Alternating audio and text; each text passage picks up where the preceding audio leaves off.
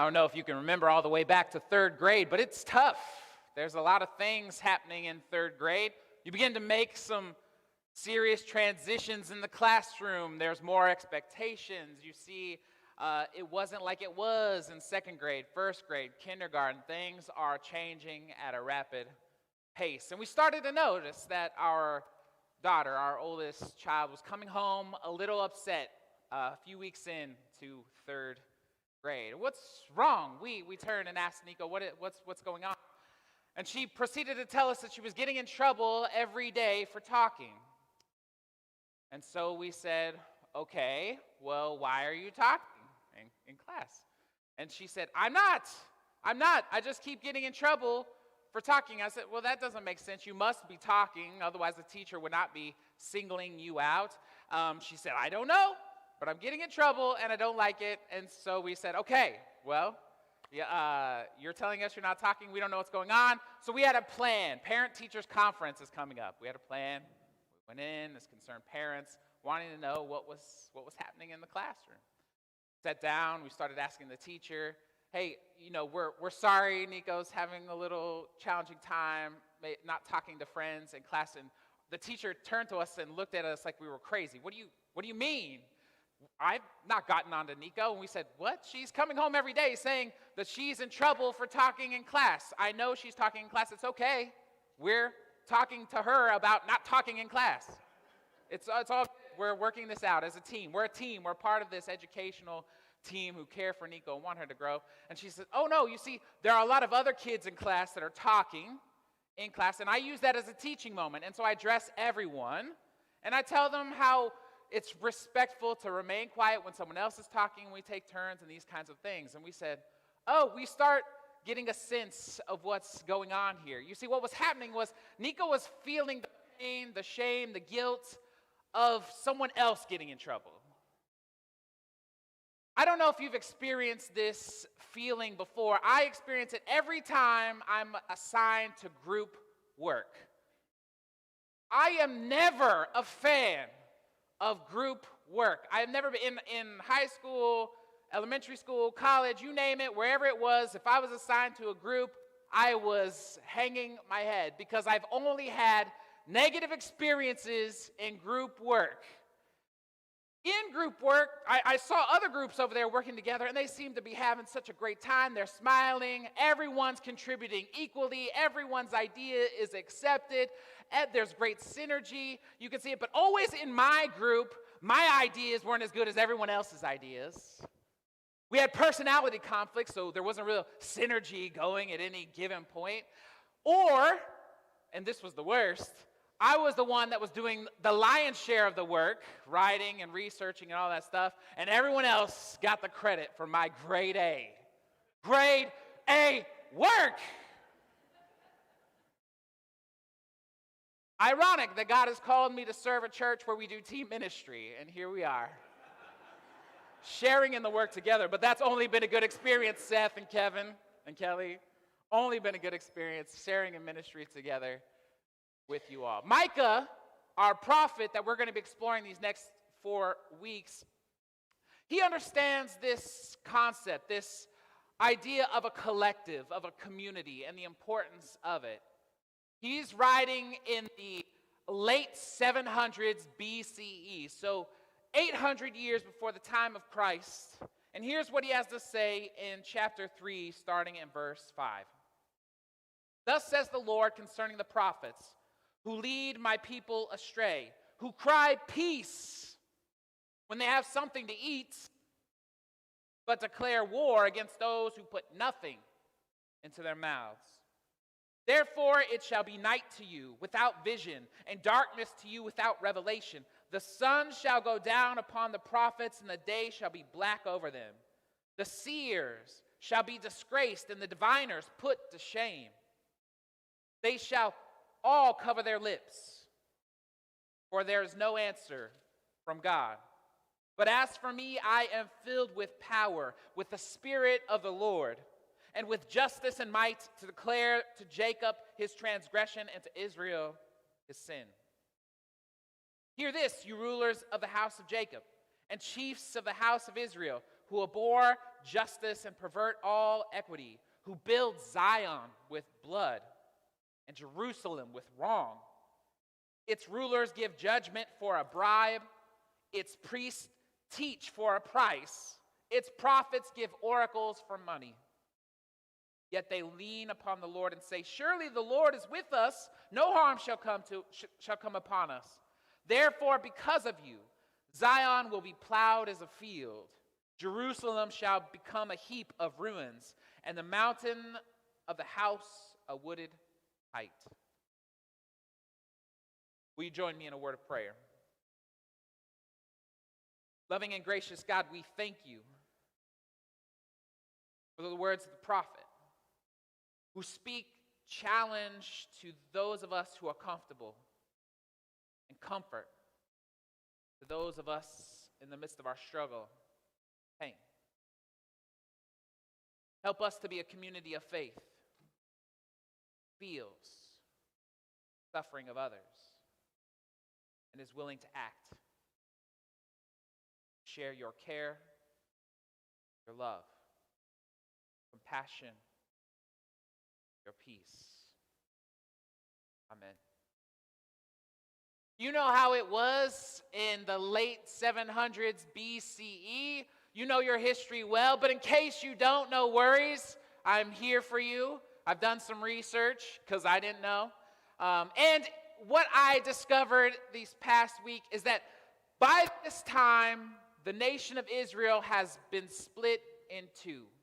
There's the northern kingdom and the southern kingdom. The northern kingdom retained the name of Israel, and the southern kingdom the name of Judah. That's where Jerusalem is, the capital city. You see, they had split. For all the reasons that you can imagine, north and south are split because of politics, because of religion, because of how they live their lives, and they have become so estranged from one another, they just can't live with each other anymore, so they divide the kingdom into two. And around 720s BCE, the Assyrians, a rising power in the world, invades the northern kingdom and takes them over, and they become part of the Assyrian Empire. Where Micah is speaking is in the south, to those left in the southern kingdom, who think that they are safe, because guess what? Those people believe that they're right, and that they know how to live their faith, and that will protect them from any kind of political calamity, from the invasion of a superior military might of any kind. They believe in the promise that was made to King David, the Davidic promise, that as long as they remained a nation, the line of David would not be broken. But Micah believes otherwise. He sees what has happened in the north and how they have fallen, and he feels in his gut that it's not long before the south falls as well. And Micah claims that this is going to happen because of the way in which the people have been living their faith. The political leaders, the religious leaders, those with power have been taking advantage of everyone else below them for a variety of reasons, but not the least of which is monetary gain. Money, power. This is central to Micah's charge against the religious and political elites of the day. They build Jerusalem, they build Zion with blood, and Jerusalem with wrong, the prophet says. He sees how they have taken advantage of these folks, and he says that it's wrong. It is wrong. It's not just hurting the people below them, but it's hurting them as well. It's hurting their entire nation. And he's not sure they will survive. James Lindbergh, a theologian, a writer, says this: all are charged with selling out their professional integrity for money, at the expense of those who are most at risk. It's that tale as old as time. The powerful wanting more powerful at the expense of those with little or no power. Now, if you've heard the words of the prophet Micah this morning and are feeling a little uncomfortable, good. That's what Micah does. And if you're not, no worries. I'm feeling way more uncomfortable on your behalf. And let me tell you why. Because the people that Micah names are my people. He calls out the religious leaders of his day and time and says, you preach peace and go when you're filled with food, and you go to war against those who are hungry. And I'm feeling a little nervous. I've preached peace from this pulpit on more than one occasion. And I also know that there are many in our community and world suffering from violence, hunger, oppression. Right here on the summit, not just around the world, but right here in our own backyard. But lest you think, oh, Micah's just talking about you, Matthew, so I'm going to take a snooze for the rest of the sermon. You need to hear Micah's full proclamation. Because at the end he says, you all. Because of this, you all, because of all that you have done as a community and allowed this to happen, all of us are bound up in this together. The holy city, the place of their religious expression, will be turned into a field. Will be gone. Can you imagine how devastating? We are in this together, Micah says. And if I am to take the prophet seriously, and I think we should, the prophet is calling us to action. But what kind of action should we take? I was reading, this year I decided to expand my sort of reading repertoire, my catalog, and so I started taking the National Geographic. I hadn't taken that in a long time, so I started receiving it. And this past month's issue was about trees. I know, you're on the edge of your seat. It was all about trees, and it was fascinating. I was reading about this scientist in Canada. Stay with me. You know, don't glaze over just yet. Her name is Suzanne Simard, and she spends her time, her days in the forest researching trees.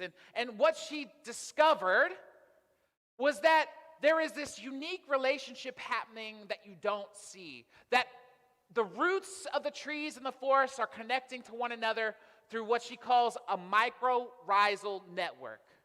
Fungus, it's that time of year to go mushroom hunting. I'm sure you've seen Facebook images or whatever.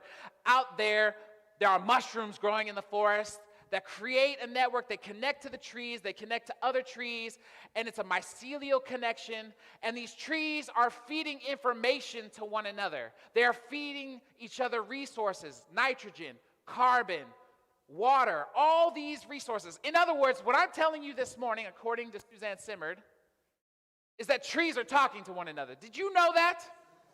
Trees are communicating to one another. And not only are they communicating to one another, they're sharing resources. There are these trees in the forest called mother trees. Such a beautiful image. Mother trees. And when they are in trouble, when they are dying from disease or some kind of pest, they send out extra information, warning signals to other trees that they're connected to let them know how they can prepare, giving them the resources that they need so that they can survive, even though the mother tree is dying. Did you know that was happening? I did not know. Some of you are way smart. All of you are way smarter than me. I didn't know that was happening, and I was fascinated. When I go into the forest and I look around at trees, I'm seeing individual trees, ashes, birches. I don't know what they are. I'm just making a statement so that you think I know what I'm talking about. But I'm looking at all these different trees, and I'm like, oh, that's a pretty one. That's a unique one over there. Look at that one right there. Look at what's happening up here. But under the ground, they are connected. They are sharing life together. They are keeping one another alive so that everyone can thrive. And I tell you that this morning because I absolutely believe that is what's happening between you, me, and our neighbors who are suffering. When we have people in our community that are suffering, we suffer. I think it's true what the Apostle Paul says in his Corinthian correspondence, that when one member of our community is hurting, we are all hurting. One member of the body is struggling, the entire body struggles. Take for a minute the lack of affordable housing here in Lee Summit, Missouri. I did a little bit of research just on a few apartment rental websites, and did you know that the average rental price for a single bedroom, one bedroom apartment here in Lee Summit is around $1,300? Now, forget about buying a new home or building a home, because right now, I know the market's crazy. It ain't gonna happen. Now I want you to think about the members of your community that you see every single day.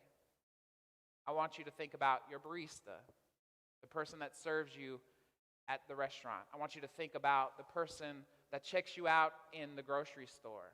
I want you to think about those individuals that have been marginalized in our community, pushed to the edges for whatever reason. You can name them. Maybe it's the color of their skin. Maybe it's the language they speak. Maybe it's the faith that they adhere to. I want you to think of the single parent. I want you to think of a first-year teacher or a city employee. And I want you to think of $1,300. That is not what it costs for any utilities, rising food prices. I want to ask you this question. You don't have to answer out loud. Is it right? Is it right that they can't afford to live here? Is it right?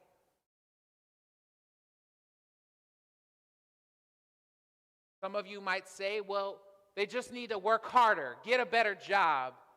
They need to maybe live somewhere else and commute in.